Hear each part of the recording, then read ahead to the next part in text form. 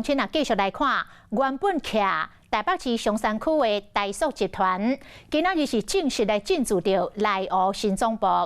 本地内湖塞车的路段是集中伫个科技园区，即摆佫加一个台塑总部路。里长讲，有真侪民众是真热爱，讲公车足钱的，上久等3班嘛坐袂起哩。交通局讲，已经甲公车业者来讨论加开班次。台塑嘛来回应，已经伫个松山站安排接送车，员工有3个时段分流上班。上班时间，公车站牌头前徛真侪人，大部分拢是要去内湖上班。看到公车来直接冲起哩，和排队拢无想要排协。蛮久的，就是人很多，上不去，等很多车就上不了，这样很挤。对，会有2、3班会就是没有办法动的那种挤，这样有可能会上不去的那种，那就要等下一班。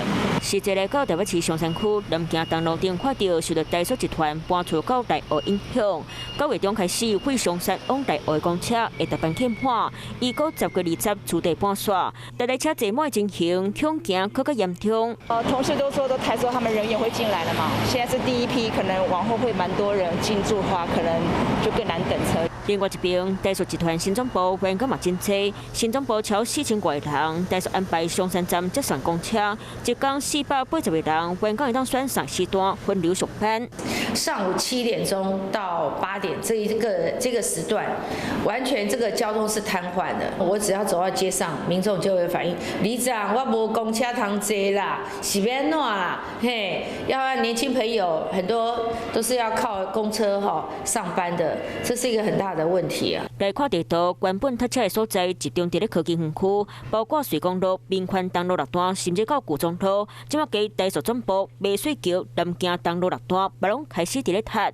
那我想，这部分我们已经短期内会跟业者，还有我们的这个里长这边都进一步的了解，看看怎么来增加这区间车。台塑搬出的基地嘛，正做聚会焦点。大会启用讲，台塑完全无甲因联络，台塑嘛发声明白会4月底已经甲交通局反映，会期公车业者嘛拢有参加。另外，交通局讲，台塑对员工问卷坐公车869个人，台塑嘛强调需求人数3822个人，即马要如何降低病患，嘛考验市府的智慧。Hello， 我是张新文。想要抢先掌握最及时的新闻资讯吗？赶快订阅、按赞、开启小铃铛，锁定华视新闻 YouTube 频道。